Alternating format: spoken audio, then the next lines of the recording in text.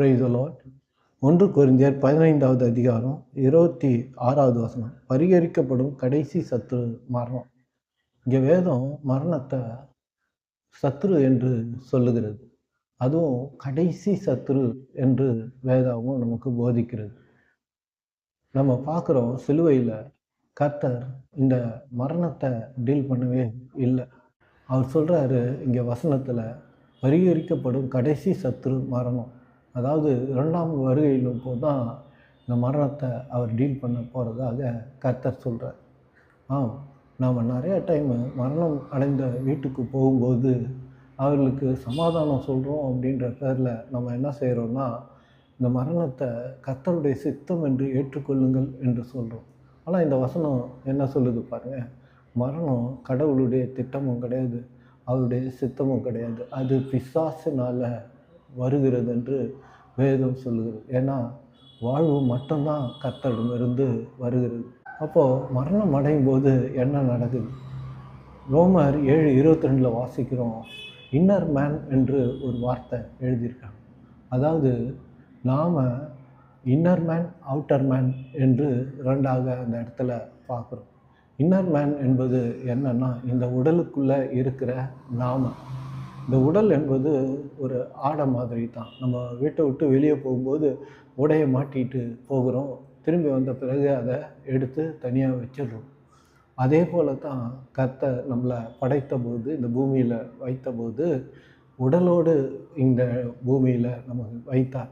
ஏன்னா இந்த உடல் இல்லைன்னா நம்ம இந்த உலகத்தை நம்மளால் தொடர்பு கொள்ளவே முடியாது. அப்போது இந்த உடல் பழசாகும்போது, ஆடை எப்படி பழசாகுதோ அதே மாதிரி இந்த உடல் பழசாகும்போது இந்த உடையை நம்ம கழட்டி வச்சுட்டு நாம் பரலோகத்துக்குள்ளே நுழைகிறோம். இங்கே நல்லா வாசித்து பார்த்தீங்கன்னா ரோமர் 7:22 இன்னர் மேன் என்று சொல்லு, இன்னர் பீயிங் சொல்ல, இன்னர் கேஸ் என்று சொல்லலை, நம்மளை இன்னர் மேன் என்று சொல்லு. மேன் என்று சொல்லும்போது நமக்கு இந்த உடலுக்குள்ளே இருக்கிறோம் பாருங்கள், நாம் அதுதான் அழியாதது, இந்த உடல் அழியக்கூடியது. அந்த உடல் அழியும் போது தான் மரணம் ஏற்படுது. அப்போது நம்ம உள்ளே இருக்கிறோம்ல, நமக்கு உள்ள கை, கால், கண், மூக்கு, வாய் எல்லாம் ஆவிக்குரிய ரீதியில் இருக்குது. அதனால் இந்த உடலை கர்த்தர் போட்டிருக்கிறார். இந்த உடல் பழசாகும்போது நாம் மரிக்கும்போது என்ன நடக்குதுன்னா, நாம் கை காலோடு தான் அந்த உடல்லேருந்து வெளியே வருவோம்.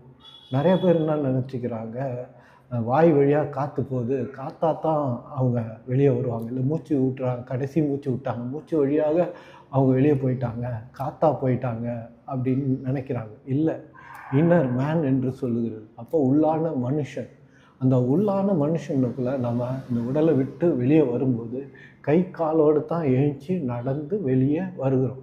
அதனால தான் பரலோகத்தில் கூட நிறையா கிறிஸ்தவர்களோட நம்பிக்கை எப்படின்னா, பரலோகத்தில் நம்ம பறந்துக்கிட்டே இருப்போம் அப்படின்னு நம்ம நினச்சோம், ரெக்கையை வச்சு பறந்துக்கிட்டு இருப்போம் அப்படின்னு நம்ம நினைக்கிறோம். ஆனால் கர்த்தர் அங்கே சொல்லியிருக்கிறது, தங்க வீதிகளை போட்டிருக்கிற அப்படின்றார். அப்படின்னா என்ன அர்த்தம்?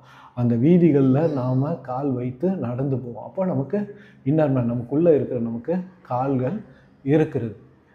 பிரியமான சகோதரனே, சகோதரி, மரணம் என்பது நம்ம பயப்பட வேண்டியதில்லை.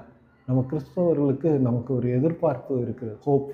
அந்த ஹோப் தான் ரொம்ப பெரிய பிளெஸ்ஸிங். ஏன்னா நம்ம மரணம் அடையும் தருவாயில் நாம் பரலோகத்தில் காணப்படுவோம் என்று வேதம் சொல்லுது. ஏன்னா இயேசு சொல்கிறாரு, நானே வழி அப்படின்றார். அப்போது பரலோகத்துக்கான வழி அவர் தான். அவரை நம்ம தெரிந்து கொண்டதுனால நாம் நிச்சயமாக பரலோகத்துக்குள்ளே போயிடுவோம், அங்கே காணப்படுவோம். மரணம் என்பது இந்த வாழ்விலிருந்து இன்னொரு வாழ்வுக்கு நம்ம போகிறது தான். அந்த வாழ்வு பரலோகத்தின் வாழ்வு. அங்கே நம்முடைய கிரியேட்டர், நம்மளை படைத்தவரை நம்ம பார்ப்போம், அவரை துதிப்போம், அவரை ஆராதிப்போம், அவரை அன்பு கூறுவோம், அவரோடு கூட நாம் இருப்போம். அந்த உலகத்தில், பரலோகத்தில் துக்கம் இல்லை, பாடுகள் இல்லை, உபத்திரம் இல்லை, கஷ்டம் இல்லை, வியாதி இல்லை, பாவம் இல்லை, சாபம் இல்லை, கவலை இல்லை, கண்ணீர் இல்லை, வருத்தம் இல்லை. இதெல்லாம் இல்லாத ஒரு சந்தோஷமான உலகம், மகிழ்ச்சியான உலகம், நம்மை படைத்தவரோடு இருக்கிற உலகம். அதுதான் பரலோகம். Praise the Lord and God plus.